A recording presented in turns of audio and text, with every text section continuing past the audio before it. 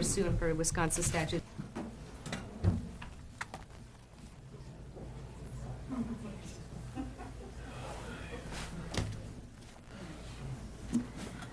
This is the regular meeting of the Waunakee Community School District Board of Education. It's Monday, February 10th, 2014. The time is 7:15. We started actually at 6 o'clock, went into closed session to discuss issues with respect to contract recommendations, resignations, retirements, and others, and superintendent evaluation. We are very happy with the work that he's doing. We are now back in open session, noting that everybody is present. Oh, where did Dave go? He was here. Okay, should we wait for Dave? Who was here? Pardon? Okay. Dave, we are all present. And you will see in your packet the minutes for our January 13th, 2014 meeting for your review, and then we'll need a motion to approve once you've reviewed them.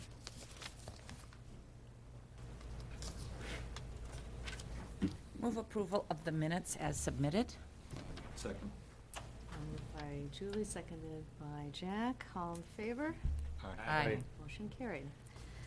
The next item, any changes to our agenda? As written with the slight addition to the updated HR report that is part of the consent agenda. Okay. We need a motion to approve of the agenda as presented with that change, please. Move to approve the agenda as presented with a slight change to the HR consent agenda. Second.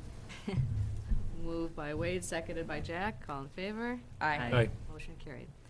Item 7, this is the time when we have opportunities for the publics to make comments on any item that's on this evening's agenda. I don't have any slips of paper in front of me indicating that anybody is interested in speaking. Do we have anybody out there, other than those who obviously are part of the agenda presentation? Hearing none, I just want to remind members of the public that every board meeting, we do have a public comments area. And then 4 times a year, next month is the next time we offer then an area where people can comment on items of interest to the education of the students in the district, but not necessarily on the agenda. So 4 times a year, it's like a little bit more open in terms of items that you want to be bringing to the attention of the board. Item 8, administrative reports, starting with our students. Looks like Noah's here. Thank you. Good evening. The high school just came off our winter formal. We earned $1,200 in funding. We'll be doing 2 organizations, the Hopes Foundation, which is an organization in Madison that benefits families who have lost a member to suicide, and another foundation called 1 Billion Rising, which speaks out against women, abuse against women. Tomorrow, February 11th, we have a basketball game, boys basketball game against DeForest. And our student council, along with the DeForest Student Council, have collaborated on making this charity benefiting Michaela's Grace Foundation. It's named. It's a charity benefiting families who have lost infants or babies to in Wisconsin hospitals. The bake sale and T-shirts being sold by the DeForest Student Council. And then later this month, February 21st, it's an early release in high school. The council, along with any friends we bring, will be sitting down for the 2 hours that were released and rolling up slips of paper into paper beads. And these paper beads are mailed off to a wealthy family in the United States. And they match the beads we make with money. And then the money goes towards building a water well, various water wells in third world. Huh, what's that called, excuse me? It's paper beads for water wells. Wow, okay. Yeah. So we just, we sit down and we make paper beads and they match with money. Okay. Wow. A lot of wonderful fundraising and interesting causes. Any comments or questions for Noah? Thank you. Busy. Thank you. Thanks. Appreciate it. Item B, board reports. Starting with any individual reports from board members on things they've done other than the state convention, because that'll be a separate topic. I attended the intermediate school technology innovation afternoon, and Ms. Hetzel did a great job getting me to all 8 stations, and the students taught me how to use the apps on their different iPads and Chromebooks and so forth. It was a great opportunity to see what was going on in the schools. Ah, cool. Julie? Likewise, I attended the same thing only the next day. So that was real fun to see all the intermediate students being so comfortable interfacing with a variety of technology and different programs and so on.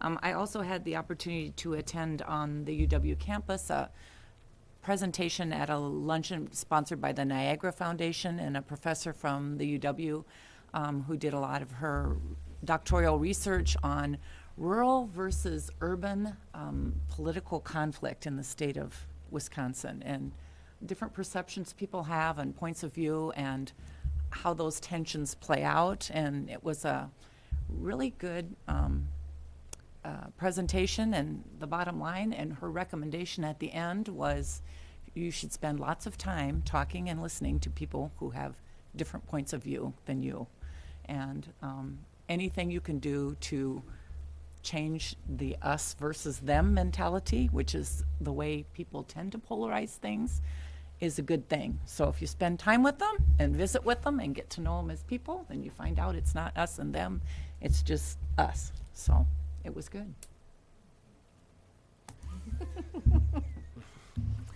Okay. I mean, it's interesting because it probably prepped you for then the state convention delegate assembly discussions. It happened afterwards, so. Oh, okay. Yeah, it was just this week, so. Okay. Different parts of the state have Yeah. different issues, yeah. Take notes, right? Yeah.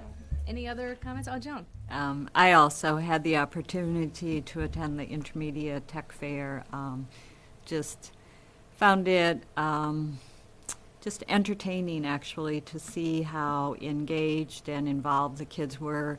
There's one kid that he's not quite old enough, but as soon as he is, we need to hire him. One of the best teachers I've seen. He's just like excited and did a wonderful job teaching kids, so it was fun. Oh, you mean so they were actually teaching the students, other The students? kids then? were teaching kids. Mm-hmm. Oh, that's great. Yeah. Yeah. Anything else? Great. Board evaluation process, item 2. Actually, everybody's evaluation of, we actually have a process where the board, we do a self-evaluation. And there's a rubric out there that identifies, and we have then a discussion of what we should be doing to improve our own performance, and then use that to develop our own goals for the year. And evaluation forms are due tomorrow, by tomorrow, to Mary, and she'll pull them all together, and then we will then schedule a special board meeting. We usually do that at some time in the future. It has to be no later than April 1st when we complete that. So hopefully when we get the board evaluations in, then they'll get recapped, and we'll hold a special board meeting either later this month or sometime in the month of March. Any questions on, if you do not have the copy of the form, Mary can email it to you once again, or you can fill it out hard copy and just hand it to her if you're having problems with the technology. So, any questions for board members? Great. State convention report. A few of us went to the state education convention in January, which is an annual event in Milwaukee. And so I guess myself and Joan and Julie and Randy and Connie and Steve attended.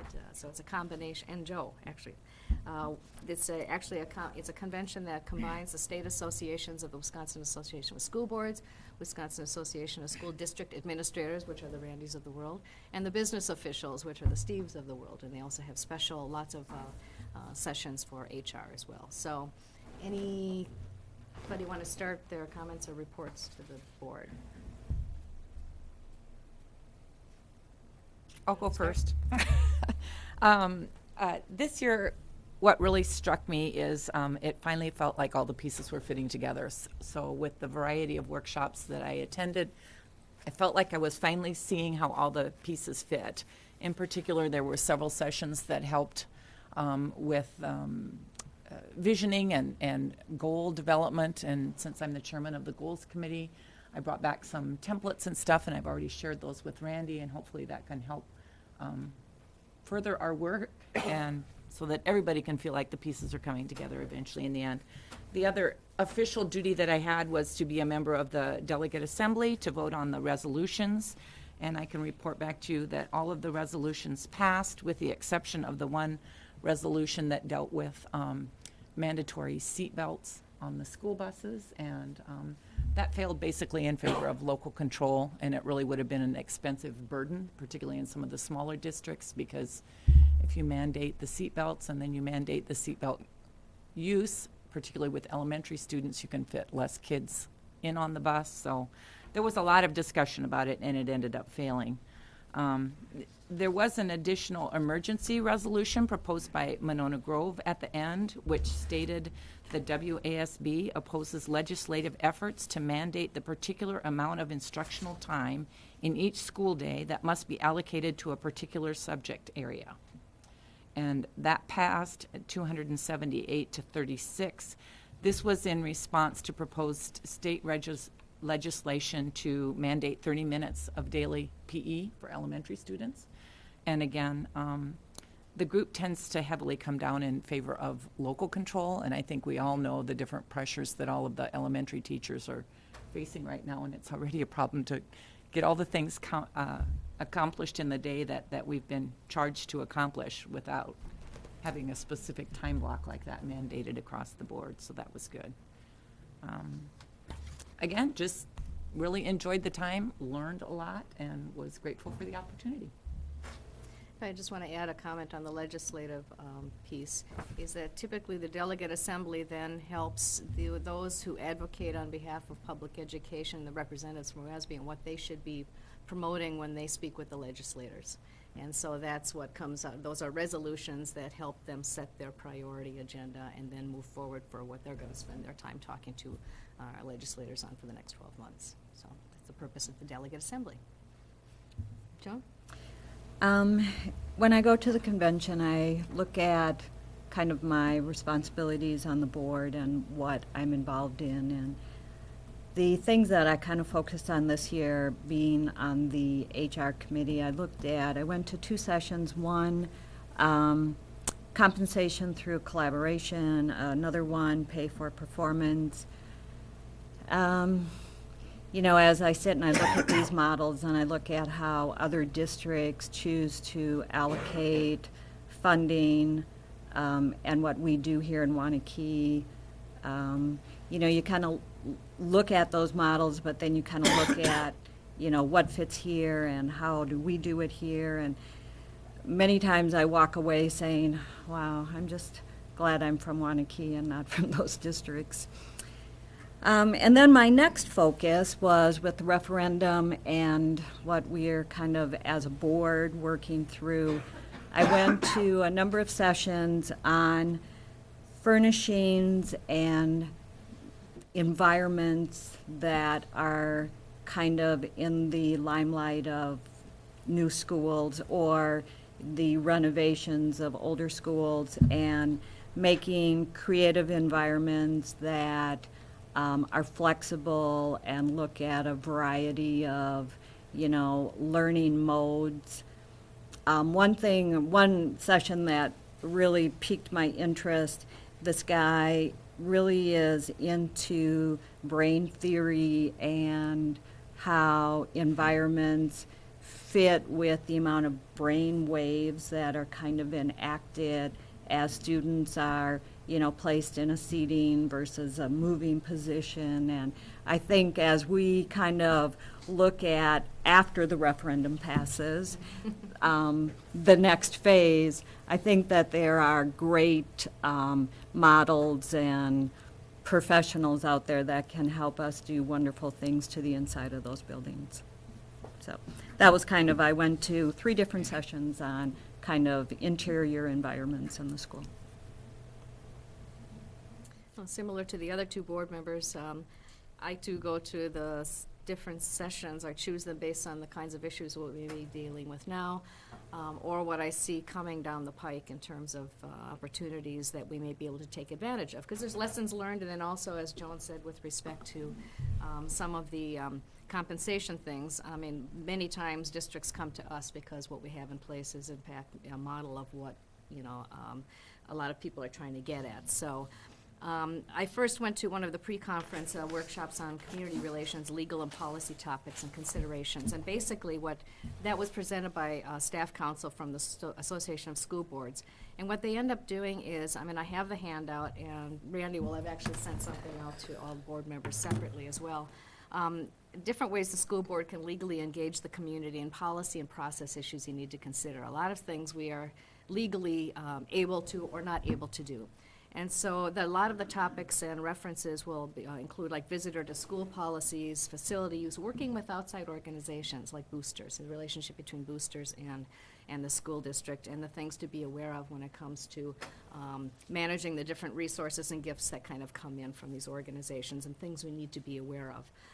Regarding referendum, advocacy and expenditure of public funds. I mean, there's rules on what administrators and staff can do, and there's also rules that board members have to follow in terms of what we are allowed to do. I mean, as First Amendment, we can speak for or against with certain caveats because we are First Amendment rights, but you have to be careful with open meetings things. And I think there was a question that came up in one of the sessions that you attended that we'll just divert for a second here. All the school board members this afternoon would have received a packet from me that I requested from the School Boards Association and their legal team. And it goes through and has a number of documents that they attach to it, but it's some of their work that they've put together to give guidelines to what staff and what board members can do as part of referendum efforts. So there's a couple different pieces in there. I just ask that you review them, and we will come back at a future meeting just to make sure we have an understanding. If there's any questions, to please let me know. Okay, then a few of the other sessions. I'm always interested in the role of technology in learning and what role it's playing.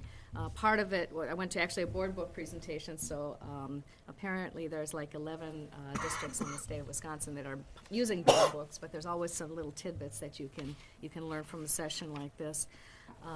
But also attended a session on personalized learning, e-powered by collaboration. Basically, there is a Wisconsin Digital Learning Cooperative. It's an alliance between DPI, Wisconsin eSchool Network, and the Wisconsin Virtual School. And what they are doing is pulling together all the different expertise and resources in a way that will enable school districts to capitalize on all the things that are happening and bringing and digital learning into school districts.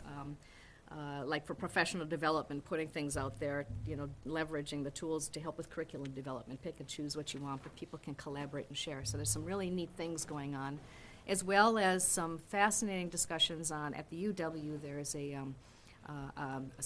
gaming, gaming and learning kinds of things, and there's some fascinating research and that's going on in terms of how applications are developed and how they can stimulate and how that should be properly incorporated into learning. So there's some good collaboration between a lot of different leaders in the state in terms of where we should be going with respect to leveraging digital in terms of the role that it has in instruction in our schools. Also went on to a session on school counselors and the role, something that was presented by the School Counselor Association as it relates to the role of counselors, how it's evolved, how they're different in terms of the role that they have within schools. And there is a support personnel accountability report card which exists and is being promoted, which is something that will help school districts as we get into ed effectiveness, something that's specific to this particular profession, because their area is academic, personal, social, and career, if you look at all the different hats that the school counselor will wear.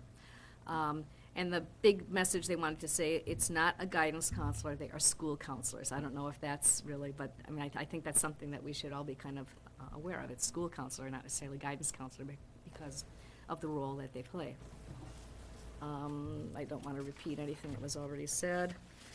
But community engagement, I mean, that's really, I went to several different sessions on collaborating with different entities within the community. Some school districts are doing some really interesting things in terms of bringing everybody together and then having listening sessions so that the schools and communities can work together and leverage one another, leverage one another's interest and expertise in terms of moving ahead, so that taxpayers feel a lot better about how all of the dollars are being spent. So,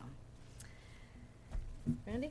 I think some of the things that have already been mentioned. I think I ran into Joan at a few of the architects and modern facilities type of presentations. That was certainly an interest to see as we look at designing schools in the future. What are some of the design aspects that we want to be taking into consideration? Some of the pieces with furniture and movable, flexible environments were some of the pieces that we learned about. I thought the keynote speakers this year were particularly good. I mean, I think they sent a message now, I guess, to kind of belt mold them together. Redefinition of what is a role model. I think that was a piece that was important to show that it's not sometimes the folks who are in the celebrity, but some of the folks who are doing some things that really change the world and change people's lives, and then just the impact of individual teachers and how the power of those folks working with kids makes a lasting impression on many people across them that you often don't even see throughout their life. So those are some of the pieces that I think we walked away from. I also went to a couple of things on social media. Told Julie on my way home that my goal was to set up a Twitter account, which I have, but I haven't tweeted yet. So. That'll be quite a ways down the line. But we'll be evaluating that as a district, because I know that's a need for us, but I spent some time looking at some district that has their own app for the smartphone, iPad, all those type of things that I think can add some really cool features as we kind of get to that point. So. Just one other recap on the technology part of it too. It was really nice to be able to bring the iPad this time, and they did actually have an app that you could download practically all the presentations from all the different workshops, because a lot of times you'd be conflicted about which ones to go to. You could still access all the handouts, so that was really neat, and I really appreciated being able to hit the little note thing and then type my notes, and it's all in one spot. So I felt like I made progress with technology at the convention too. So. But can't wait to follow your tweets, Randy. Hold your breath. We'll get there. Any other comments from folks that might have attended the conference? Well, thanks for sharing, and basically the reason that we have these reporting out is that there is so much that goes on out there. It's really good to interact with, basically network with other districts, learn from one another, and bring some things back and share some of the good things we're doing with others around the state as well through some of the other dialogue that happens during and after meetings. So I appreciate the opportunity to be able to go to that. Okay, item C, administrative reports actions, starting with finance reports. Thank you, Peggy. Enclosed in board book was the two typical financial reports that I provide you. One of them was the budget status report as of the end of January, and the second one was the cash reconciliation report as of the month of December, showing all of the district's bank accounts and all of the activities through the month of December. You'll note on the budget status report the one line item right now that we are keeping our eye on that's going negative is utilities. Basically, with the stretch of weather that we've had and the extreme cold, we're tracking right now through the end of January about $35,000 deficit with the utility budget line, but we're keeping our eye on that.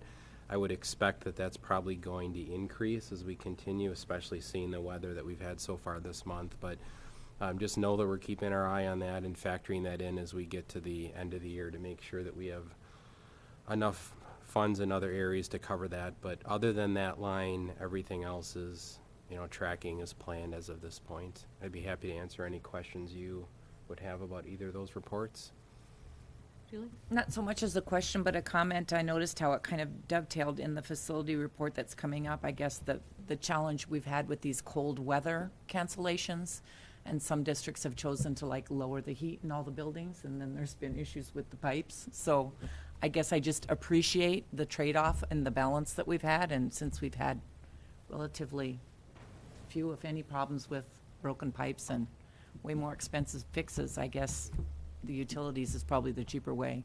Yeah, Joe will probably talk about it, but he's been in communication with North American Mechanical pretty regularly, and we've been having to basically for quite a few of the nights that have been extremely cold, put our energy conservation measures on the back burner, and we've just been keeping the buildings going. We just haven't been able to implement some of our typical practices, but Joe's been doing a great job keeping track of the weather and communicating with them, and so that's one of the reasons why you're seeing the utilities trend a little bit higher, but that's a great point. By doing that, the hope is to minimize some of the other issues that you could face if you don't heat your buildings to certain temperatures during this time of year. Any other questions for Steve? If not, we'll need approval of the monthly reports as presented.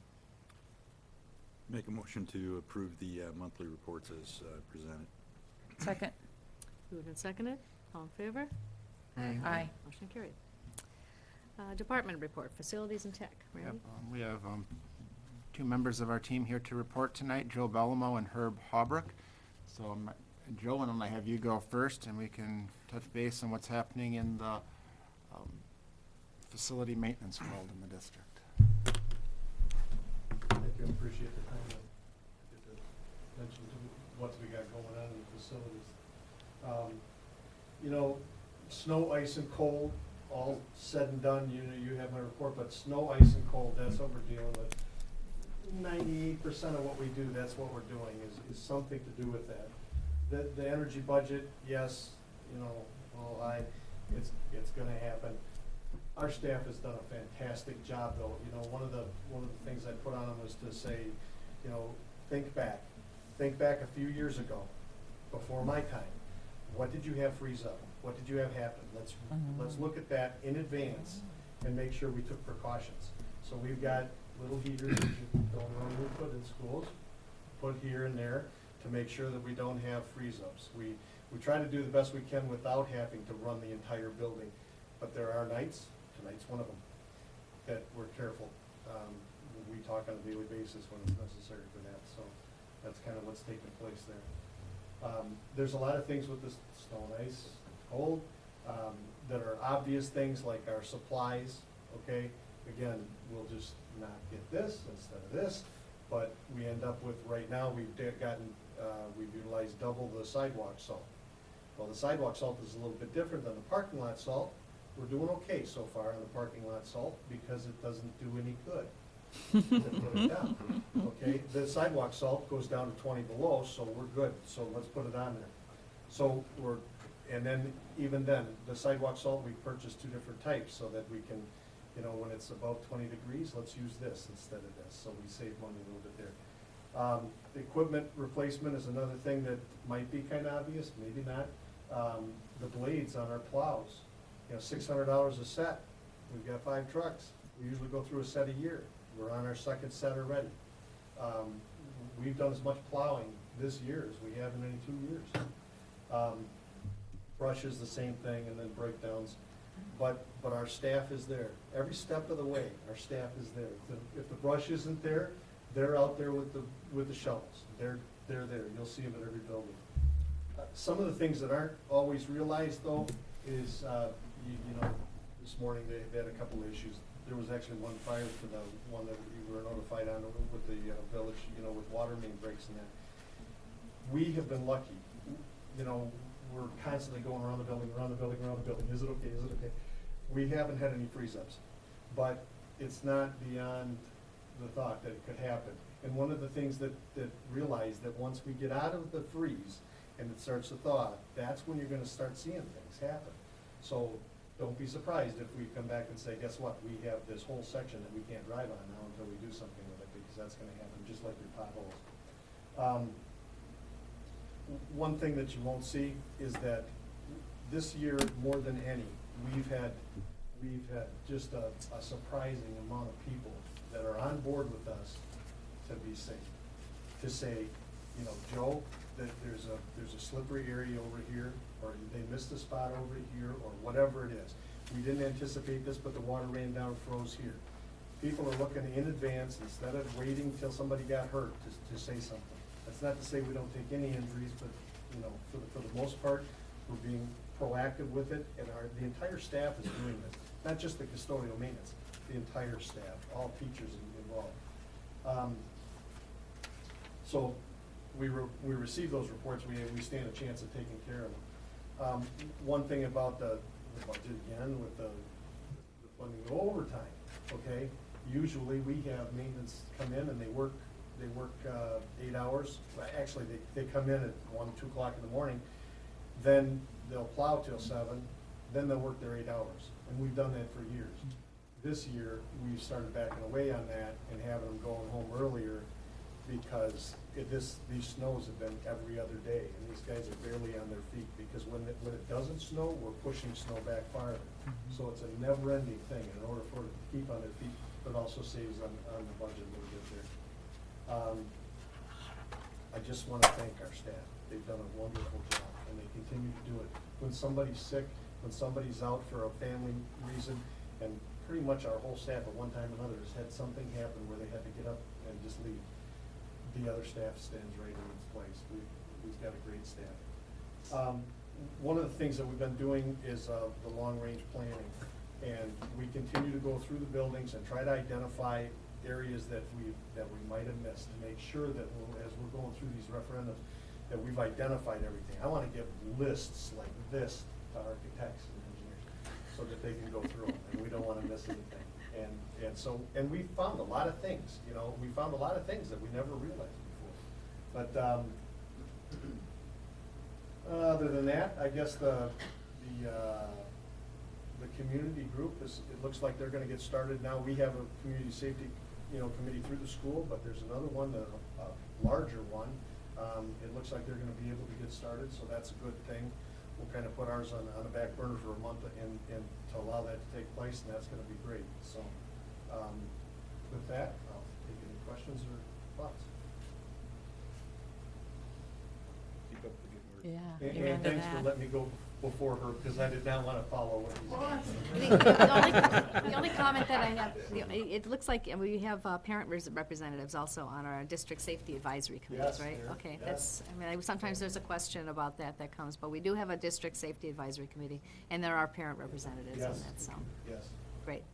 Thank you very much. Thanks, Joe. Thanks, Joe. Thanks, Joe. Thanks, Joe. Randy, you've got 6 new followers back there on your Twitter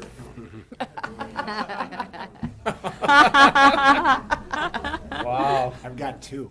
We gotta find the other one. All right, we're gonna move over to Herb Haubrich. He's gonna talk a little bit about what's going on in technology. Yep, I'm gonna do a quick show you of what we've been doing with the website. One of the things that that Herb's we've been talking about for this year is how do we update some of the Should we do the something with the formats and lights? features of If you want to, the you can. website. Yeah, just, I don't know if we want, I don't know how Everyone see people it? can see, There you go. there we go, thank you. Part of what you're seeing tonight is not live yet, but it's kind No, of the mock-ups no. of what you're working Right. towards.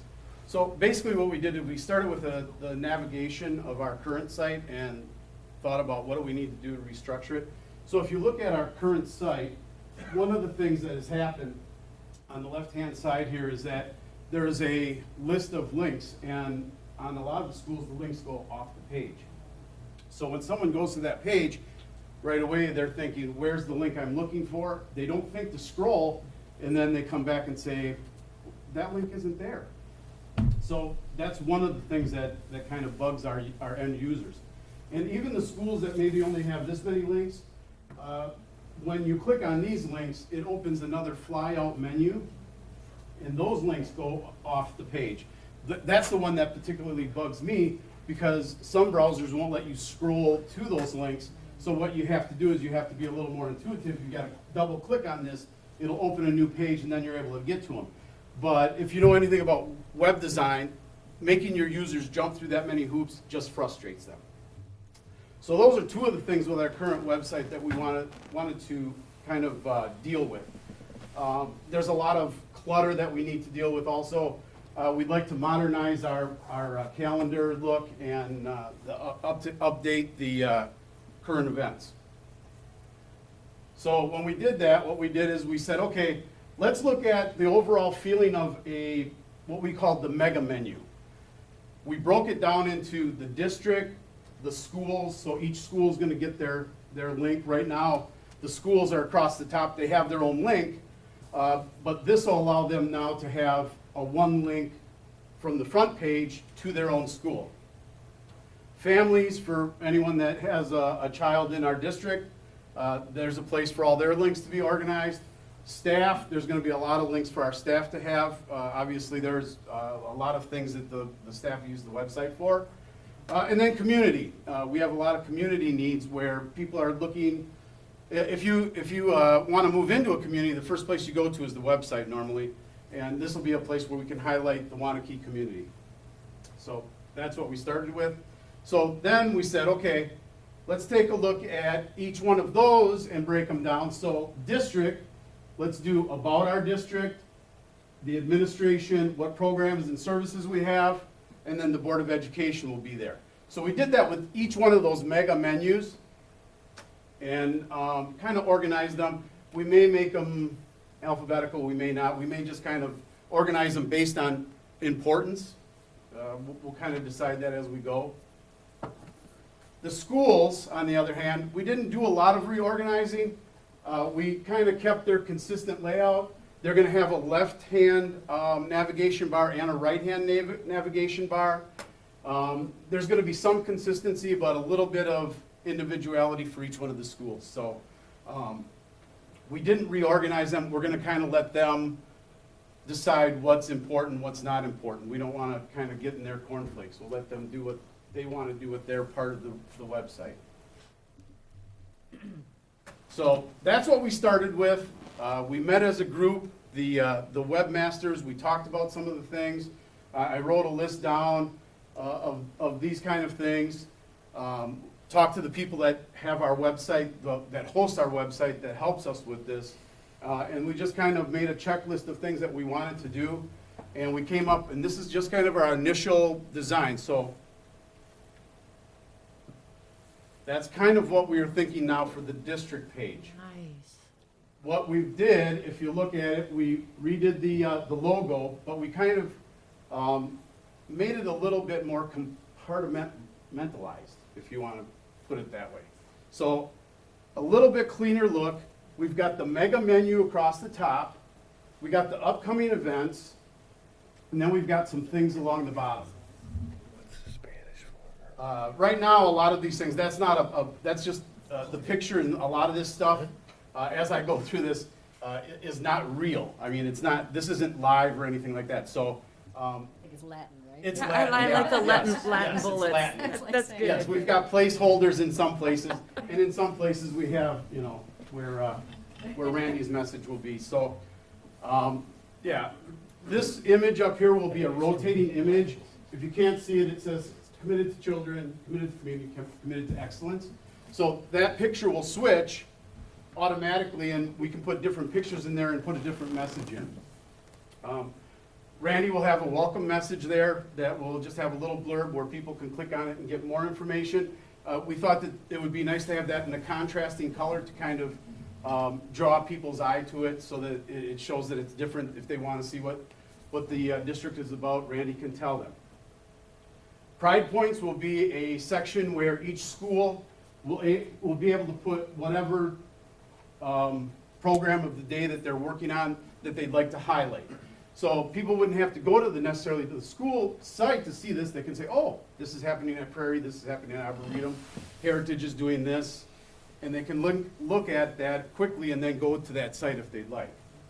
The last part there, quick links, those will be links that people use on a daily basis. So I'm considering staff will have a lot of links there, probably be some links for students, maybe for community, that kind of stuff. That's what the mega menus are going to look like. So when I showed you the kind of the table of that, when you click on schools, all the schools will come across here, and there'll be some quick links to the schools, so you don't necessarily have to go directly to their front page. If you know you want to go to staff directory, you'll click, boom, oh, staff directory, click, I'll be in the staff directory for that school. So it'll be a quick one-stop shop for getting around our website.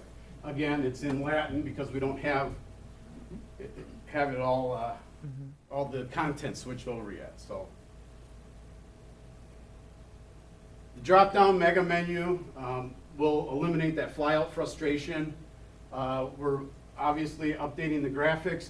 We're going to have Infinite Campus and then some of the social media sites down there. Now, realizing that right now we do not have a district social media site. So when we first roll this out, those links won't be down there. There'll probably be one for Infinite Campus, probably one for Google, one for Moodle, some of the other ones that are used quite a bit. The color scheme is pretty much where it's at. I do like the color palette that we're using. I think it's distinctive, yet it has a nice tonal quality to it. So design-wise, I like that. School websites, this is an example of a school website now. It's pretty plain right now. They're going to have control over all of the things that go on in the middle. This will be their upcoming events. latest news in their calendar, so you can click right to the school calendar. They'll have a left hand, and if they want to, they can have a partial right hand here. The difference being is that these will collapse. So when you click on it, it'll give you a list of them. When you click off of it, they'll all ratchet back up so that you don't have that fly out, or you don't have that problem of them coming off the page. The middle part, like I said, they'll be able to do what they want with that. If they want to put graphics in there, if they want to put stories in there, that part of it will be scrollable, because more than likely that will go all the way down. So they'll have a lot of control over what this looks like. However, you'll notice that all of these will stay the same. No matter what page you're on in the website, people will be able to use the mega menu to jump wherever they want. So I think navigation-wise, that makes sense. It'll allow people to do the navigation of our site in a much more effective and organized way, I think. So there's the redesign. Yay. Any questions for her? First of all, very cool. Yes. Some of the things that frustrate me, you're addressing here. Very good. The only other thing that I have on my report is the tech report, which I was reminded this would have been the month that we would have to have it finished. We are not finished with it. We still have a ways to go. I did share some of the goals and objectives with the facility committee. We have all the goals in place. We have all the objectives in place. We are working on the action steps. And we're also working on all the other logistics of it, like who's responsible for this? How much is this going to cost? When does this have to get done? So those are the things that we're still working on. And then lastly, we have a bandwidth increase that happened January 17th. We went from 100 megabits to 200 megabits per second. I didn't bring the charts along with me. I worked too much on my Prezi, but the charts have shown that we are no longer tapping out our internet bandwidth on a daily basis. We've only tapped it out once, and that was when Thursday, when we opened it up to the computer club. After school, yeah. They started downloading all sorts of files, and that was the only time that we used all 200 megabits. So, Herb, on the website, I like what you guys have done in the redesign. How can we make it very intuitive, and we've struggled with this from a hockey board standpoint too, Sure. is to people coming in new to the district, right. or with a new kid that they're trying to enroll. Yep. I had a newborn. So Right. what's school going to be all about? What do I do? What are the steps that I do? And how can we make that very intuitive for them to say, boom, it's almost like a tutorial that they're walking through Yeah. with each one of those. We've been talking about that, and I think that we need to really make that families link be the link where families go and they get all of the information they need for just about anything, for the lunch program, for enrollment, for, whatever it is, that the family information that they need. But we really need to, once we roll this out, we really need to advertise that this is where you're going to go. These are the links that are going to be most helpful to you. I don't know how to make it intuitive, though. I mean, that's And I don't know if it's something that we can place on the site, not to make it Yeah. too busy, but to say, here, follow Right. the bouncing ball. Right. Here are the 10 steps that Right. you're going to have right. to do so. I think there's a certain amount of that we can try to build into it. I think that Randy is the key. I kind of, said you got more followers back there, but I think the more we delve into the social media, I think the more that families will follow us, and that kind of stuff will become more intuitive because of that. That's kind of what social media does for you. I think one of the things that Herb and I talked about is wanting to have a place, when you go to the website, it does have some of those, not just your upcoming events as far as the band concert, et cetera, but also has the events that are happening during the day. You can do some promotion of your district, show some of the things that are occurring. I mean, we talked about the social media piece. Some districts have some of those feeds that actually show up on the front page Right. to illustrate some of those. We want to walk a little bit slower through that implementation, but that's part of the vision piece. The other piece that Herb shared was the technology plan that is in the works. The facilities committee has heard from Herb a couple times, one of them just on a sustainability plan for what does it look like with all of our hardware and software, and how do we sustain that in the long term. One of the pieces that Herb is studying as part of the tech plan is a one-on-one, bring your own device Right. type of a program, which we believe could have some latitude as far as freeing up some of the dollars that we have and also being a sustainable model for us. Again, we want to walk through that slowly so that we can learn from some pieces, but that's a piece we want to bring back here, potentially at even one of our special meetings that we need to schedule in the near future. Right. And have that as one of our topics for further discussion.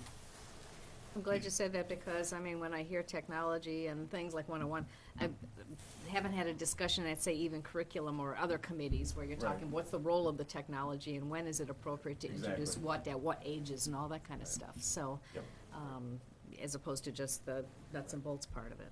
Exactly. Right now, we've been running Herb through the facilities committee. We made that decision a few years ago. So his reports that really delve everything from bandwidth to curriculum issues. If they're related to tech, they're kind of coming through facilities and then they're getting moved out of there. Right. Okay. Any other questions?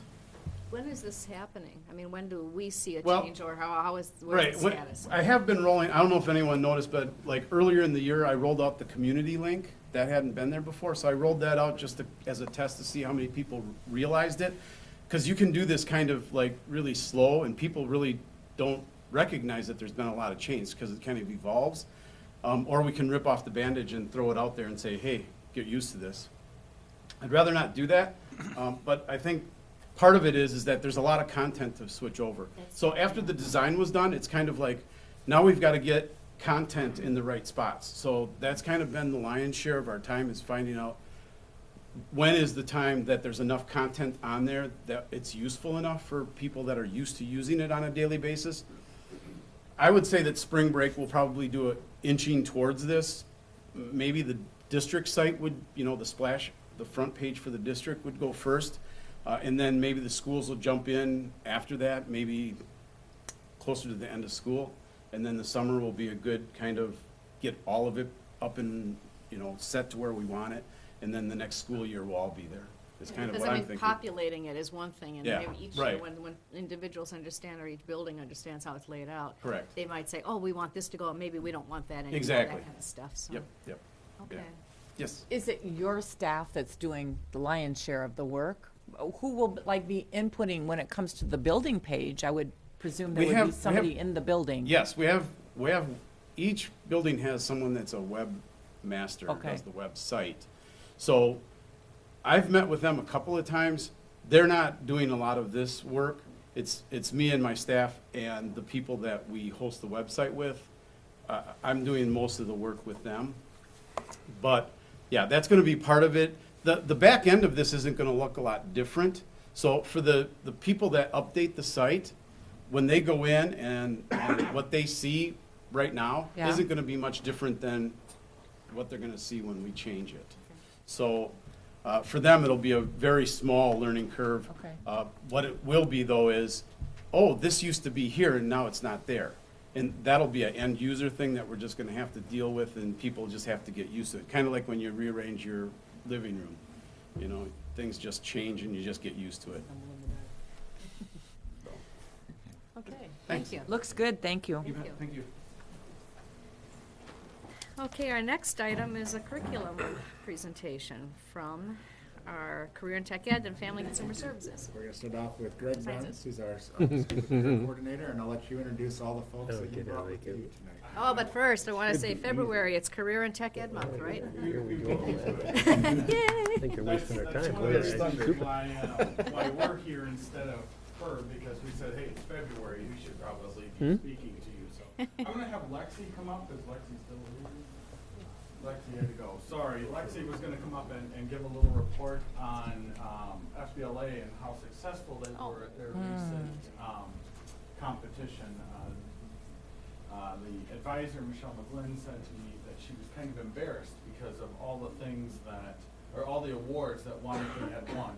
Also, a big deal, she said, was that Waunakee won chapter of the region, southern region, for the first time that Portage did not win it in 10 years. So, Woo-hoo. a membership of 105, I believe, so Wow. Waunakee FBLA is doing quite well, so. Marion, can you hit the expand down there in the bottom, that one there? And for the members of the public who don't know what FBLA, it stands for? Future Business Leaders of America. Thank you. So if you can just hit the first arrow, or hit the right arrow on the keyboard, Mary, and that should take us to where we're at. I just kind of want to give you a little update on the career and technical education data that I have to gather and submit to the state every year. We're looking for three things. Non-CTE participants, so those are students that throughout their high school career did not take any career or technical education classes. A CTE participant, which would be a student who takes one or two career and technical education classes. And then a CTE concentrator.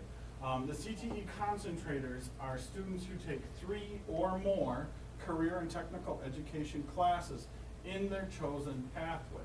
So the example would be a student that says, I want to go on to be a doctor, a nurse, something to do in medical. They're taking our medical terminology course, our biotechnology course, and our health occupations course. Those are their 3 career and tech ed courses, and then they're going on for some sort of schooling in the healthcare field. And then every year we do a follow-up of CTE concentrators, and those are the students who took those 3 courses and said that they're going on for something related in that field. And we'll get to that on the next slide. You can advance for me, Mary, please. The class of 2012 is the most recent class that we have completed. Right now I'm gathering information on the class of 2013. And what we're talking about here is CTE progress. Career and technical education progress means that the students earned enough credit to advance to either the next grade level or to, if they're seniors, graduate. And we're only talking about juniors and seniors. So the junior and senior class of 2012, non-CTE participants, those are students that did not take any career and technical education classes, 79.2% of them earned enough credit to advance to the next grade level. CTE participants, students taking 1 or 2 CTE classes, 96.8% earned enough credit to move on to the next grade level. And CTE concentrators, 100%, which is proof, here's our data, that if a student is taking classes that they're interested in or that they're hoping to go on to for a career, they're pretty successful at it. Thank you. Just kind of a quick little highlight of some of the things that we've had going on this year. The top 2 things I really want to touch on here. We did a manufacturing summit in October. We had the Waunakee Chamber involved, Helen Brand Water, Endrace Manufacturing. We brought in some of our local manufacturers into our career and tech ed lab, had them listen to a presentation by a gentleman from a machining company in Appleton. Fantastic feedback. The gentleman that presented did a great job talking to Endrace and Helen Brand. They loved to hear what we were telling them. They also really enjoyed the chance to get in and see our facilities. And our hope here is that we're going to continue this summit format, maybe targeting business finance for this fall. So the other one up there I really want to touch on quick for you is the State Bank of Cross Plains. They approached us over the summer and said, hey, we've heard about this youth apprenticeship program. We'd really like to get involved. They went ahead and created a position at the branch here in town for one of our high school students. She loves it. They love having her there. She just told me today that a person left and they moved her into a more permanent position with the bank because of the work that she's been doing through the finance apprenticeship. So I put some other stuff on there for you. I shared this Prezi with you. You can take a look at it, or if you have questions about it, you can let me know. But I want to give some time for the teachers here. So Mary, can you hit the next one for me, please? 2 years ago, I stood here and told you about our program of study charts. They look pretty similar. We've added a splash of color here and there. But the one thing that we've done this past year is I've taken 3 courses, industrial technology, dollars and cents, and our ceramics class. And we thought, you know, our course handbook, it's about that thick, it's full of a lot of words, not really sure the kids are using it. So what we did was we created some YouTube videos to try and drum up interest in some of our courses. We then connected these YouTube videos with QR codes, so we're talking about technology, well, here we are using it. We created QR codes, and if you're not sure what those are the little things that you scan and it takes you to a website. We put those QR codes into our course handbook for this year. With those 3 classes, we're seeing a little use. Some students, parents, are looking at it, which is kind of nice. So, and now, Mary, if you hit the next button, I think we should, I'm hoping,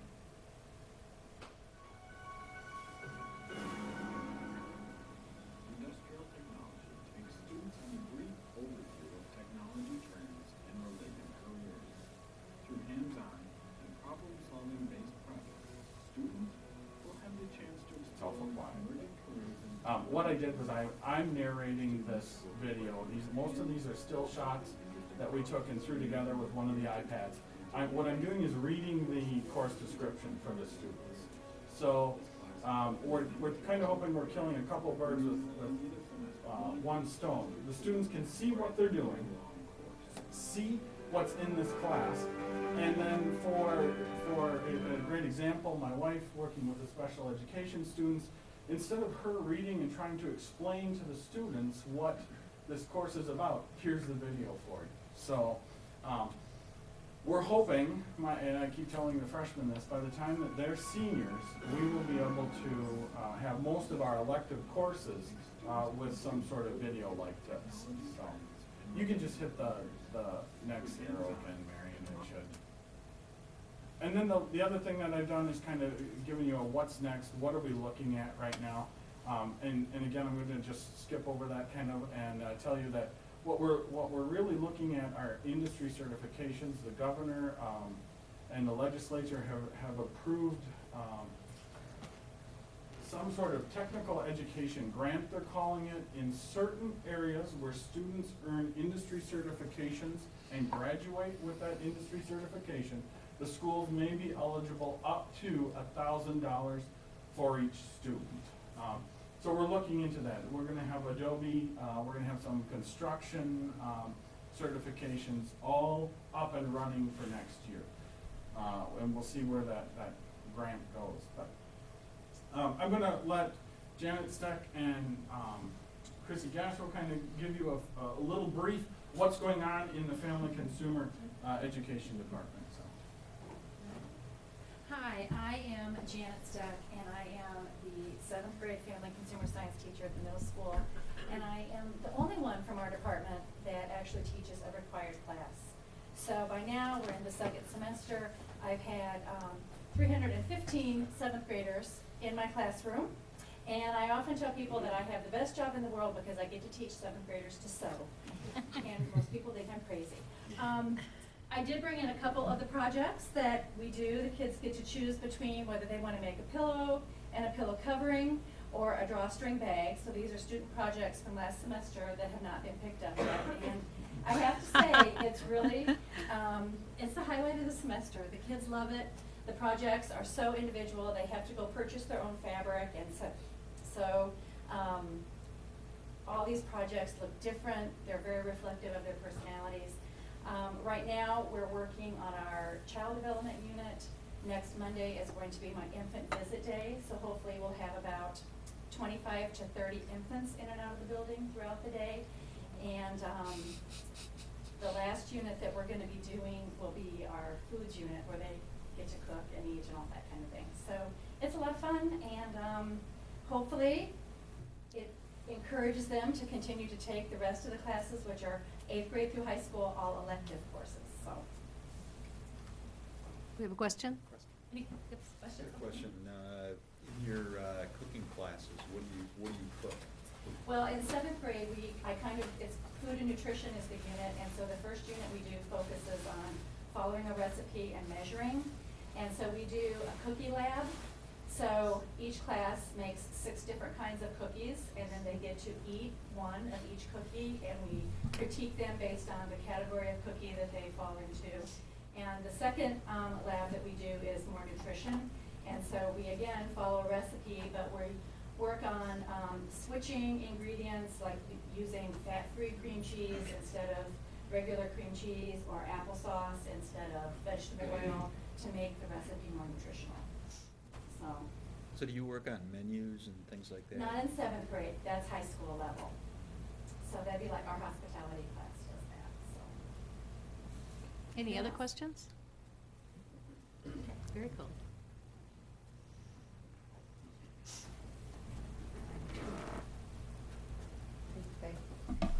Hi, Chrissy Gasho, Family Consumer Science and Health Science at the high school.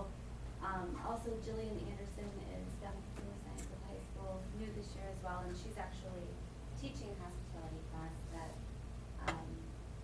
she had just mentioned, and they've actually done some really great things just this year already, having the students prepare an egg breakfast, or an egg lunch, I guess it was, and macaroni and cheese lunch that the teachers can come and take for lunch. The students are prepared and set up with tablecloths in the foods room, and I haven't been able to make it down for it, but they've been doing some really great things. So I didn't know if there's anything else you wanted to add to that. I didn't know if you were gonna go first. No, well, I was just gonna follow up with her first, and then I'll go.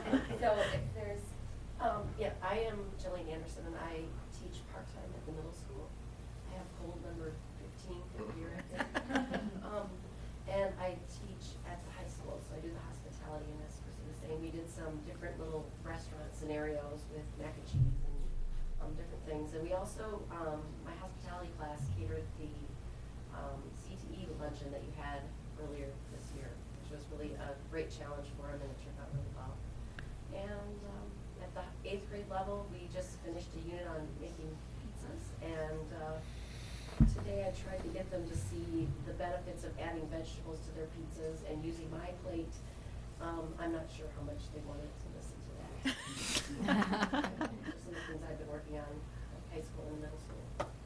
Thank you. Questions? all right, I also, another person that teaches with us in our department, Amy Neitzel, couldn't be here tonight, but she asked that I share with you that she currently teaches a Child Care 1 and Child Care 2 class where the students can get state certification, their assistant child care teacher certification that's necessary to work in a child care center in our state. And she does that. She's currently in the first semester having a preschool run out of her classroom. She brings in 9 children in the community, and the students run that preschool right out of her classroom. And then that second semester, those students in her class are going out into the child care centers in our community. Sembo Moffitt, the Brilliant Beginnings, the Montessori School. There's some other ones doing their experiential learning, and the businesses have been really supportive. So she asked that I share that. That's great. I also teach health science occupations and medical terminology at the high school. And I don't know if Greg mentioned, but a bunch of us CTE teachers and Greg went to last fall, Las Vegas, ACTE National Conference, and I had gone to a session on anatomy and play, which was really awesome, and I saw a lot of avenues to use this in the medical terminology class that I teach, and so they actually just came, and we're putting them together, and we're actually going to start using them right away. We're actually in directional terms right now in midterm, and they're really awesome. Learning the medical language and medical terminology is really important for all of the students that are going off, whether they're going into the CNA youth apprenticeship or they're going off to UW for a med school program, to have that language, be able to communicate with other healthcare professionals is really essential. And so they learn the language by breaking it down into component parts, and then we teach them word analysis and how to build medical terms. But it's still a lot of memorization, and it's really one of the best ways to remember something is to connect it with something that's familiar, and a lot of times that is connecting it to one of our senses. And so we do a lot of things in the classroom that are for auditory, and this just is that tactile. They actually get to build the body systems out of the clay, and so as they're learning about the diseases of the body and diagnostic procedures and therapeutic procedures, actually performing them. You know, we're going to do a cholecystectomy, removing the gallbladder. You know, they actually are doing it, and they have that experience. So, you know, we all hear the word apple, or we read the word apple, and we can picture it in our minds, and maybe even can smell it or taste it. It just gives them that additional thing. So we were really grateful that we were supported and that we're going to now have this in our classroom. So that was able to share. So, do you have any questions? So those models, So the models, so I have You this keep up adding because pieces they on come and- into, like, we can break them down into parts, or we can have them as a whole, and then they build the systems from the inside out. So, and you can do, you know, one system at a time if you wanted to. There's so many different avenues. how many of those little clay models did we get? So Do this- we currently have 6, and then we're getting more next year. Yeah, So we're getting a couple more each year through Perkins funding. Oh, cool. So we used a combination of some Perkins funding and Brian Kirsten's slush fund or whatever. We have slush. I think that's called a building budget. We approve that. We have slush funds. Come on, Steve. What's called a It's called a building budget. so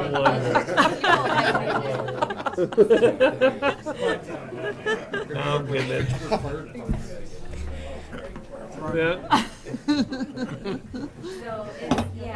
really excited about it. I'm way excited about that. I have two. I will, once I get the kids, because I have pictures of myself doing it at the conference. It was also really great too that, you know, being able to have the opportunity to go to that conference and then be able to bring something back that's so great. And the kids already this year, this school year, being able to use it. It's been awesome. So. I have a child who is now a student at UW for physical therapy, and she would have greatly benefited from this. So I'm real excited about the changes and the things that you're doing in that class. That's fabulous. Yeah. All right. Thank you. Thank you. Thank Okay. you. We have one more question. Oh, Yeah, I've got a comment. I'm glad to hear that we're moving away from puppy chow, you know, with all the nutritional discussions we've been having. And in our family and consumer ed and some of those programs, we're moving away from puppy chow and making something more nutritional. So I'm pleased to hear No. that. Yeah, it is. I didn't know we went from puppy chow. But yes, very important. Thank you. Yeah, I just want to finish off by saying, maybe I shouldn't talk anymore, but one of the other things that we saw at the Association of Career and Technical Education Conference in Las Vegas was these plaques that we're sending around to you, and we actually used Perkins money to purchase these plaques. And what we did is we bought a computer and a printer, and the printer can actually print on this gold paper. So the gold paper that you're looking at is just a sticker that we can stick on.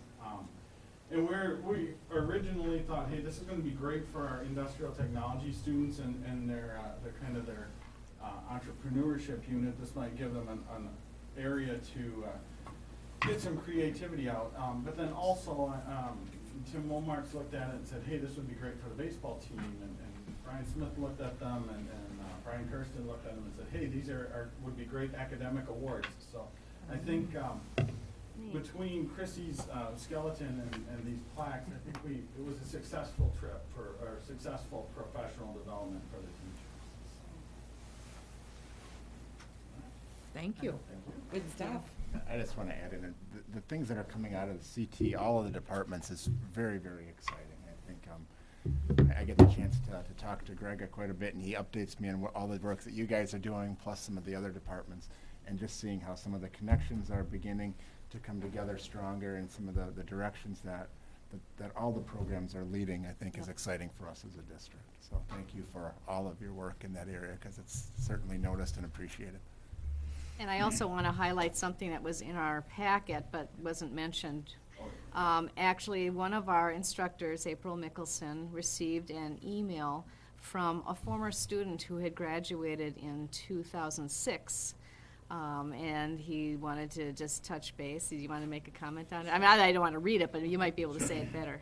If you watch Channel 3 in the morning, on Monday mornings, a gentleman by the name of Will Loper does a movie review. Will is actually a producer of the morning Channel 3 show, and he sent April an email towards the end of December basically saying, thank you for the work that you did. Thank you for the class that you taught me, because what he learned in April's multimedia class is what he's using on a daily basis as a producer of the Channel 3 news.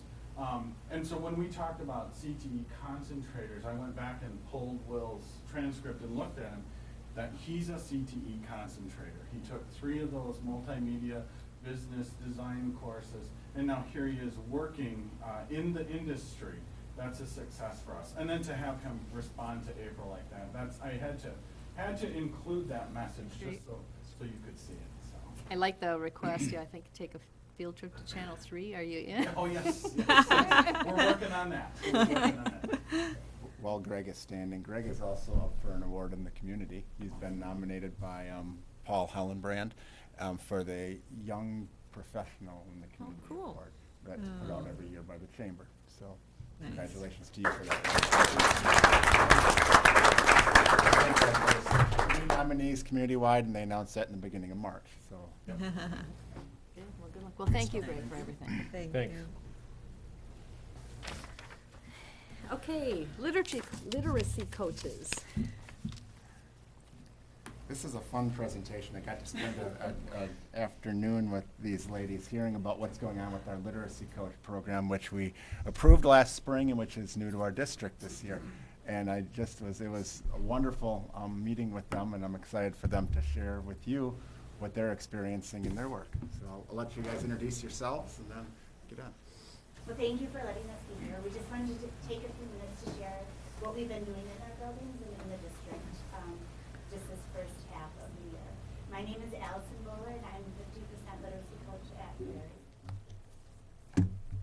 I'm Miranda Moe, and I'm 50% literacy coach at Arboretum. I'm Jennifer Fitzgerald. I'm 50% literacy coach at the intermediate school.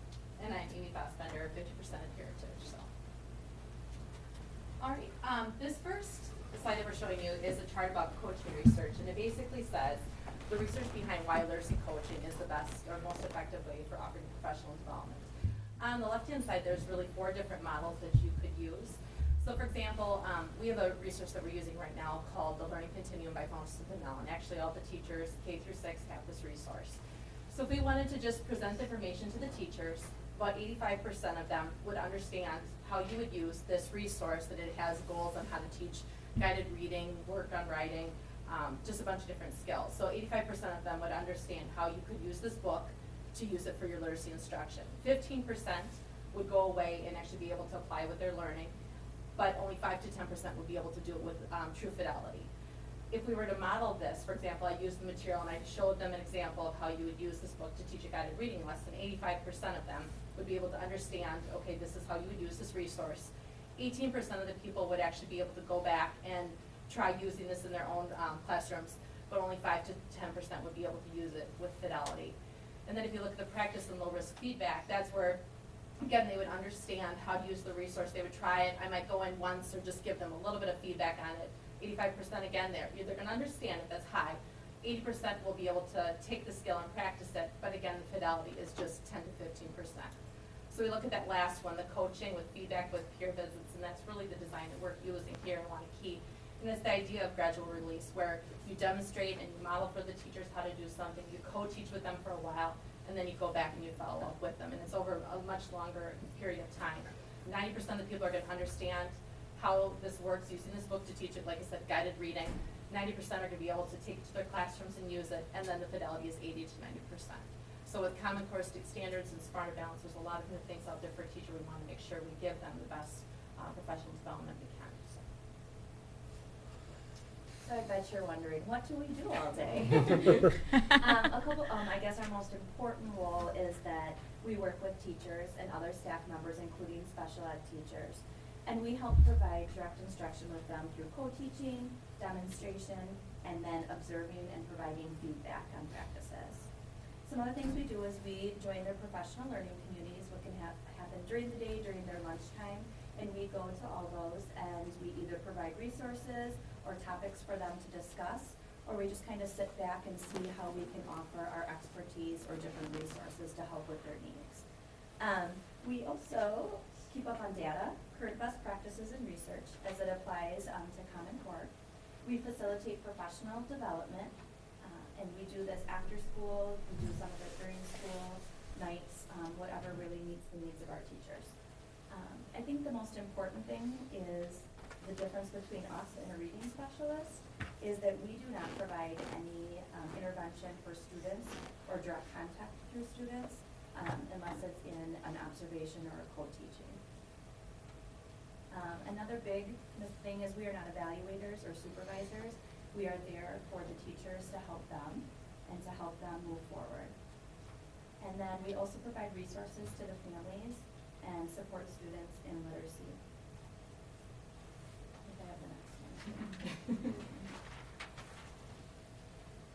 All right, so teachers come to see us if they want us to demonstrate a lesson, if they want us to come and observe a lesson that they're teaching and provide feedback for them, if they have any questions about Common Core, if they're looking for guidance or best practices, or if they want some professional development, they can come to us and tell us they need more of something, and we can go out and learn about it or find a resource and help teach them that. This graph shows the variety of teacher contact that we've had with teachers throughout this past half of year of implementation of this position. The largest bar, the blue bar, is just slightly over 600 times that collectively the four of us have had contact with teachers, like on a one-on-one setting. And that would be with a teacher asking us for a specific need that they might have that is related to literacy. The red bar, which is just under 200, shows the amount of times collectively we've joined PLC or grade level meetings to address literacy concerns. And then the green bar shows the number of ongoing contacts that we've had with teachers in like a one-on-one setting, like over a period of time. So say for like a month's time, we might go in and plan with a teacher, help model lessons, and co-teach with them to get them to help improve reading instruction that they're doing in their classroom.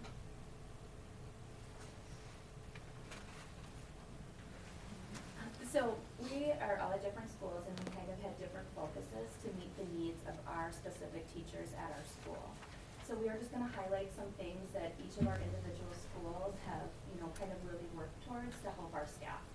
So the first one is we help support the implementation of BAS, which is our universal K-6 running record, a way to find out what reading level they're at.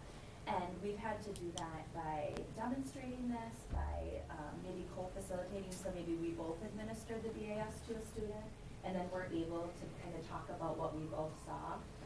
We've held professional development after school, we've held it during the PLCs, in order for our teachers to really feel comfortable with this and to be able to implement it.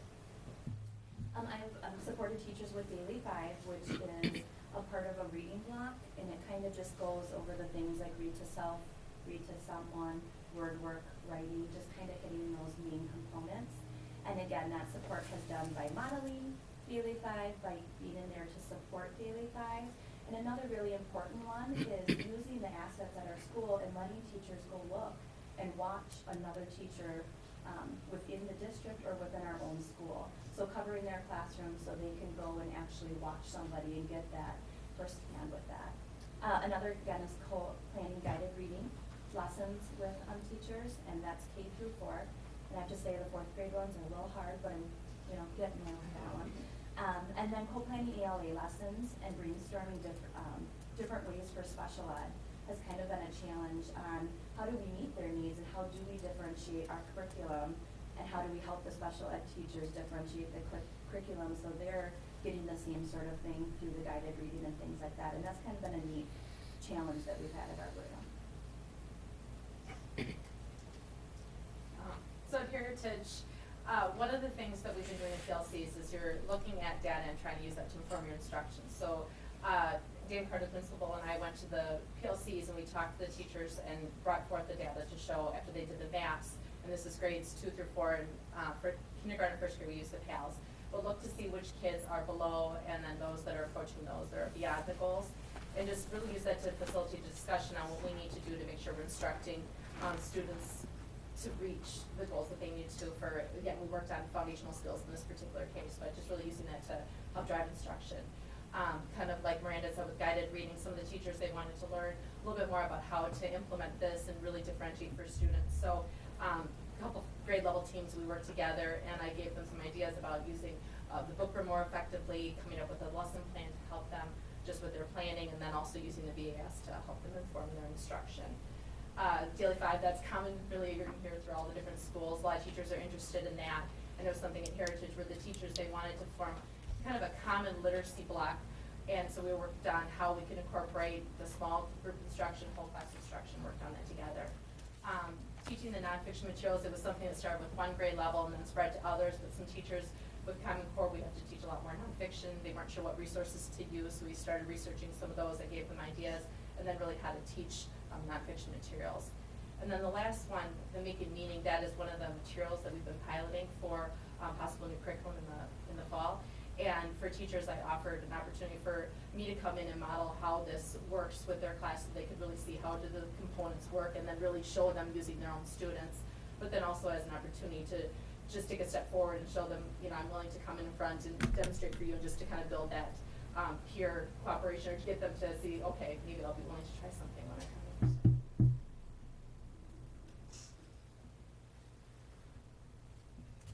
At the intermediate school, I have been working a lot with teachers, team teaching and co-planning their ELA blocks. I help to facilitate a BAS professional development for 5th and 6th grade. These teachers were not required as the K-4 teachers were to administer the BAS to their students, but I would say over 90% of them did choose to benchmark at least a portion of their students. So I worked with a lot of those teachers to determine the levels, and a lot of them are actually coming to me now saying, I want to do it again to see my students' growth. Can you help me with that?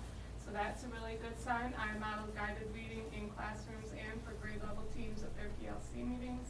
I offer a lot of resources for teachers to use with their ELA block to enhance their lessons. And I participate in PLCs regarding the writing, the development of writing rubrics, ELA standards, and aligning with the Common Core. So some highlights at Prairie that I've been involved with.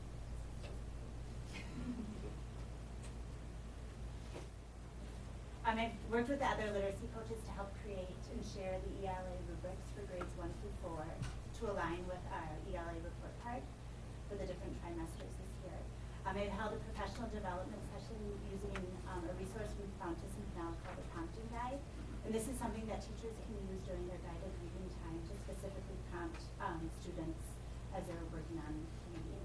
I've also held professional development for staff meetings and the ELA department meetings. I've helped kindergarten and first grade teachers look over their PALS data and how to locate professional development resources that they can use to help their students grow based on the PALS data. I've also held book room trainings for Prairie teachers so that they know how to use the book room effectively in matching text to readers at our school. One way we were trying to monitor our work as coaches was to get some testimonials from teachers, from beginning year teachers to teachers that have been teaching 25 plus years. And we wanted to know if once we did work with them, how they felt about us and the work we did with them. So we each have a testimonial we're going to read to you. There are a lot more that I think got downloaded to you guys. We're not going to read them all, don't worry. But if you want to, it just kind of shows, like I said, from beginning teachers to 5-year teachers to 10 and on, all the different experiences they've had with us so far. So this is from a first-year teacher, brand new to the profession and the district. It says, I have loved having the support of our fabulous literacy coach this year. As a new teacher to the building, it is very helpful to have such strong literacy support easily available. She has helped me set up my entire reading block. When I began using Daily 5, she team taught with me to model my students listening, word work, writing, and read to self. She has also created all of our word work activities and helped me focus my guided reading groups more. It is also helpful to have someone with a wide range level of knowledge to help place students with appropriate books.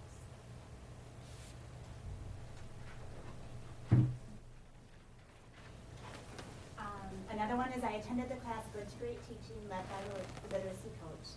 I was very impressed with the reading and knew that there were many ways that I could better myself in my guided reading or literacy block. The literacy coach kindly and graciously listened to my thoughts and ideas of where I wanted to implement strategies to better my teaching, as well as to put into action Daily 5 centers. I feel comfortable being honest with her about what I needed.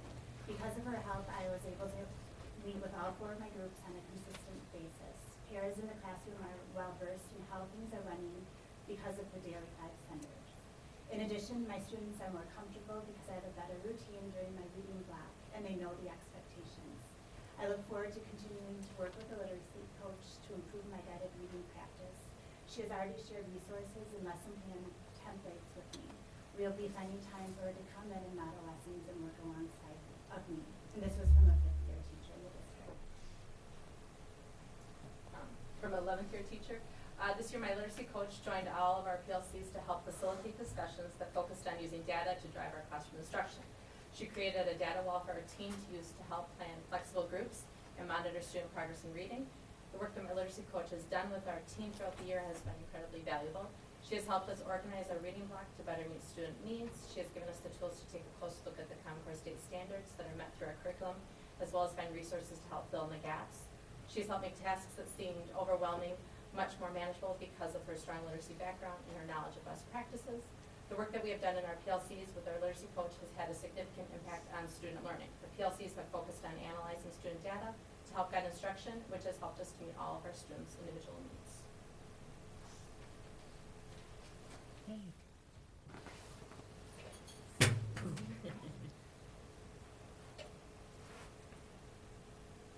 I'm a 19th-year teacher. The literacy coach consistently brings me new ideas and a variety of lesson plans. She's introduced me to better ways to meet student needs.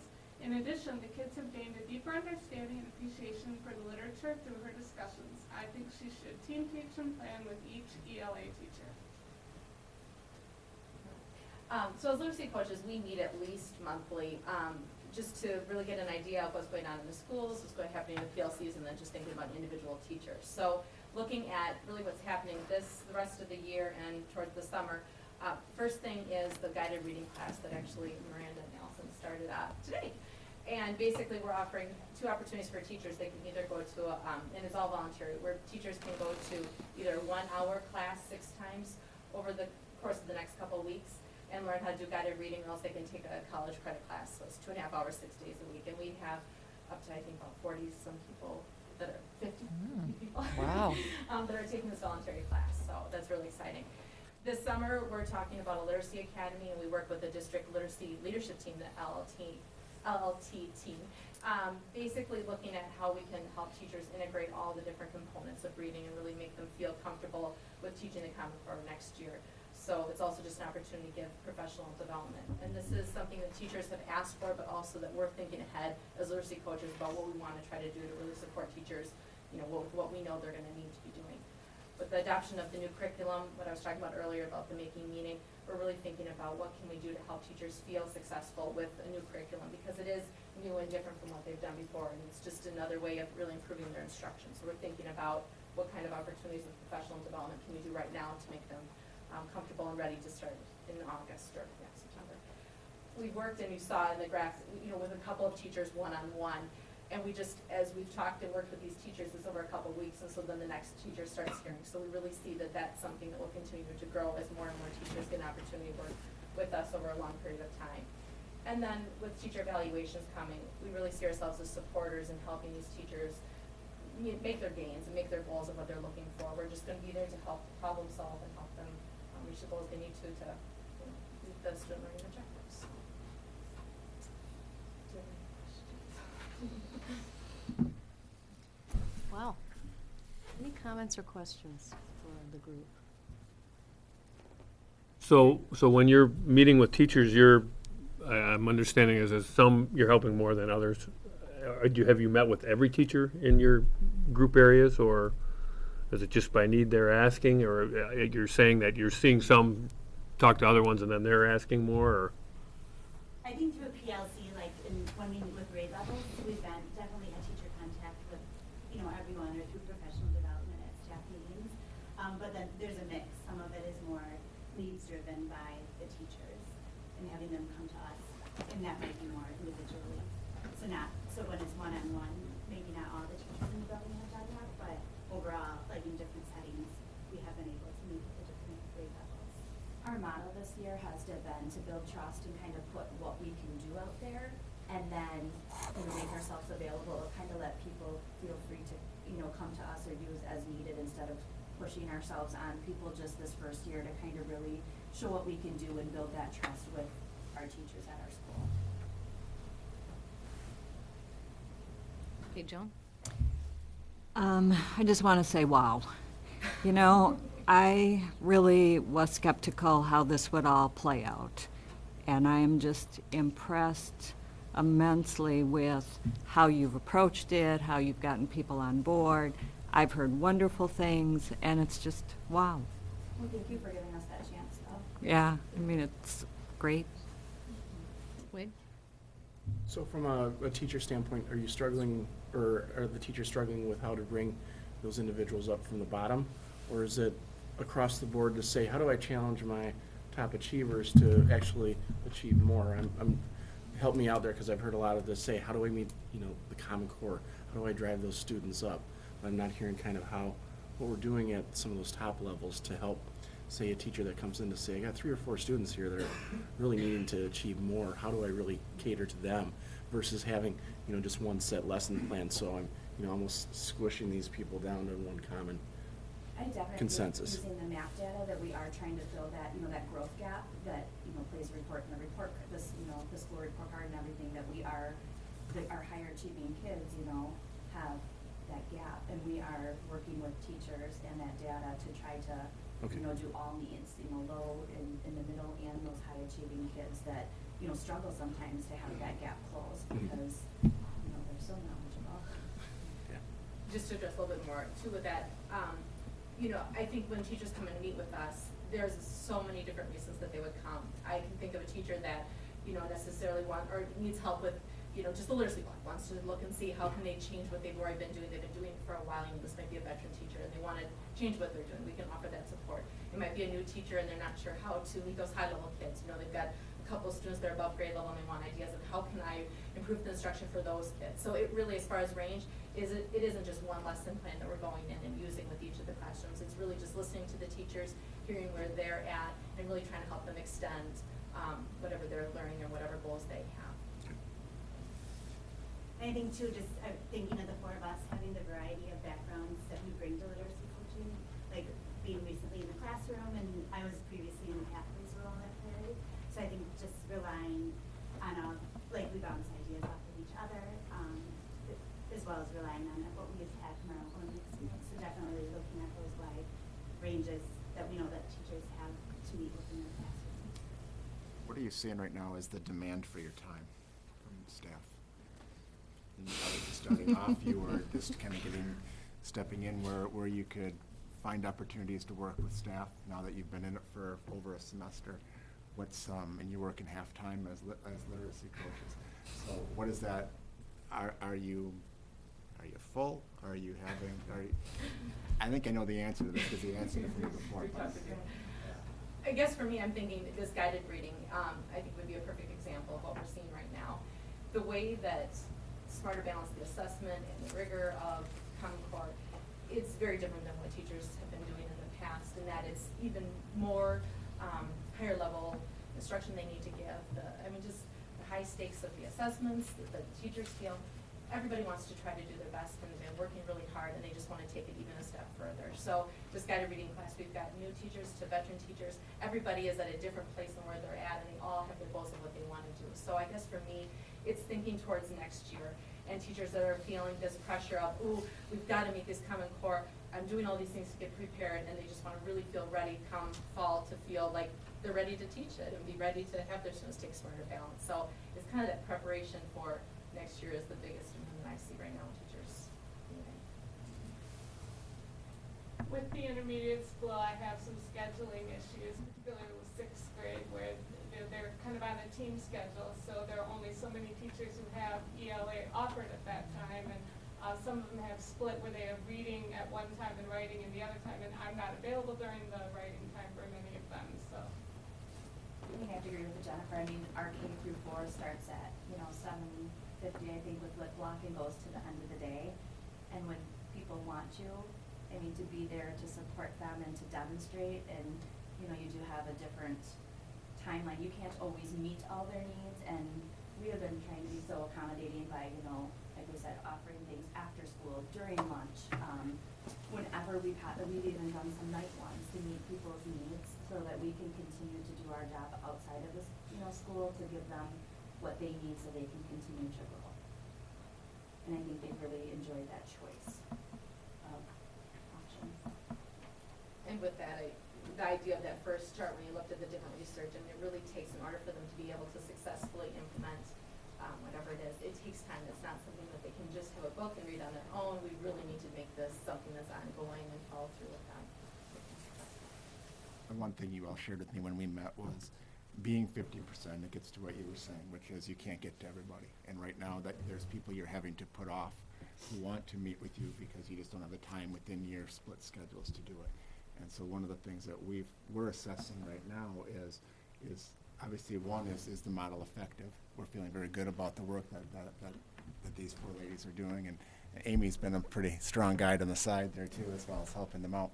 But then also looking at if we want to continue that level of support and reaching more teachers, what does that mean for the future? So those are some things that we're discussing and trying to see how that fits into our future.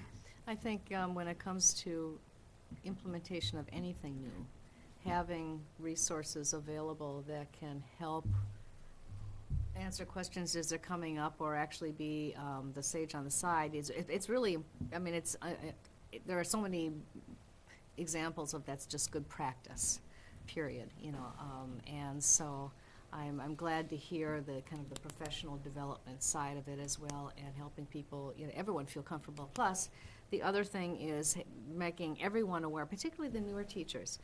They're not aware of all the resources that might already exist. I mean, there's a lot of stuff that's happening in your first year anyway, but wow, I mean, and you're aware of, because of your range of backgrounds and expertise, of what's already out there and has been done and all that. And so just to have that kind of a place to go to or talk out loud with is just something I think that's valuable. It's almost like a mentoring, I mean, you call yourself, but that's the kind of role that it plays, and particularly in an area like literacy, which continues to get so much more attention in terms of the importance of reading in preparing you for learning and all that. I mean, it's just particular at these ages as well. So, I mean, yeah, kudos. Like Joan said, wow, way to go. Any other comments? Julie? I appreciate what's coming through as just a calming force. I would feel really glad and gratified and calm that I would have resources like that in my building to call on. So, and it's definitely a testament to you that it's not just the first year teachers, that it's even 19 and 15-year teachers that are seeing you as an asset. So that's a credit to your personalities and the way you have rolled it out and been so approachable. So I commend you for that too. That's really helpful and can't be overestimated. Thank you. Thank you. Thanks. And I guess that to echo what Randy was saying, or it's alluding to, I mean, the evaluation of the model, I know that we approved it not that long ago. It kind of reminds me of one of the keynote speakers at the conference was talking about reading. When somebody doesn't read well, they won't enjoy reading, and therefore they won't read a lot. And it's about practice and connecting things to real life. And so what they're doing is trying to also enable students to learn to start, I mean, you learn to read and you enjoy it, and then it'll become part of your practice. And then the next question was, at least this particular keynote speaker says, well, we haven't emphasized math enjoyment, or I could say science enjoyment, or some of the others. And so when it comes to evaluating the effectiveness of this model, not for teaching in for high stakes assessment kinds of stuff, but in terms of the discipline of learning and enjoying learning and wanting to learn and all of that, I challenge ourselves, to say, how can you take some of that and into some of these other areas, which we know we are thinking about already, I'm sure. Just looking at you. But thank you. Thank you. Okay, summer school. Regarding summer school, Sheila Wyatt is here. In your packet, you will find the list of summer school courses and fees that Sheila brings before us each year for your approval and action. And this is something that she needs with regards to getting us to the next step in planning and rolling out our summer school materials. So Sheila, let you present what you have in front of you and answer any questions that the board may have. Sure. The list of classes that you see, one of the changes, and I put it in the opening piece, is we're working hard to get many courses down to zero. Because if they are like a $5 class, the process that we need to go through in terms of auditing, refunds, and those types of things, and quite frankly, if there was a 2-cent refund, we had to process that. So it's all of the people time and the processing, but that's what we do to be following the DPI guidelines. So working with Steve and looking at the analysis from both his office and then Amy Manzetti and taking a look, we have been able to do that. We can't do it across the board and be financially responsible because those teachers will still have a budget that they're going to work with. And so how we're working that and making sure that we're doing it in steps so that hopefully we're more cost effective instead of spending the keeping capital on all of the steps on refunds for the 2 cents, that we're actually saving some time and money for our district by doing that. So that's really the biggest change. I think another thing, I put in there, the catalog should come out in March, and last year I put those in your mailboxes, and we'll do that as soon as they're off the press. When you take a look, especially at the K-4 enrichment, when you take a look at it, and the first thing, if you pick out like elementary engineering, please know that it's almost 2 classes because we do a separate hands-on engineering course. Last year we did Play-Doh during one session, and we did some inventions to do some pollination, imitating insects the second session, or book club, the titles change. And we make it very obvious in the catalog so that if a child truly loves a particular strand, they can take that all summer, but it changes up for them. Some of them, arts and crafts will change up. So it's just even more than what you see there, I guess. You can see that we do have some fees because it's hard to get away from some of the consumables. We do a lot of hands-on science, and that was when we weren't comfortable going full board down to zero. Next year, hopefully, if this goes well in the analysis with Steve, that we'll be able to do even more of those zeroing out going down the line, but we picked a spot to start with. I have 2 questions, or actually 1 question, 1 comment. The fee part in community ed, what does that mean, summer science? Sure. Starting In last enrichment, year, yeah. Starting last year, we had to take the camping trip, which is that final component of summer science, and move that into community ed because the costs associated with that, legitimately, it's things that they do need to have: the transportation, the food, the site, the consultants or entertainers who come in, and we can't use that, our money that we collect in fees for that. It doesn't fall under the very tight stipulation. So thinking outside the box, what we did lose was minutes, and in my report that I did back in November, maybe October, I think it was November, we talked a little bit about the analysis of minutes because we did lose those minutes. When we move it to community ed, it keeps that program viable and intact for those students, and it's a wonderful experience. But yet we're being really following those guidelines. So summer school only claims those kids up until the camping trip. The rest of it moves into community ed. And I think that it's a fair thing to do so that the parents are actually paying for that camping experience. So it's a shared cost. And then the only other comment is I would expect an increase in enrollment for Legos for enrichment K-4 with the movie this year, yeah. Yeah, wouldn't that be, you know, that actually wasn't even planned. Like, I should probably keep up on kid movies and they're coming out, but yeah, kind of neat, huh? Okay. I think Legos are timeless myself. Oh, I know, I've got it. Yeah. Any comments, questions? Yes, Jen. So when we zero these courses out, it's because of excuse me, it's because of DPI's requirements that the funding that they give us has to match. Right, there's a real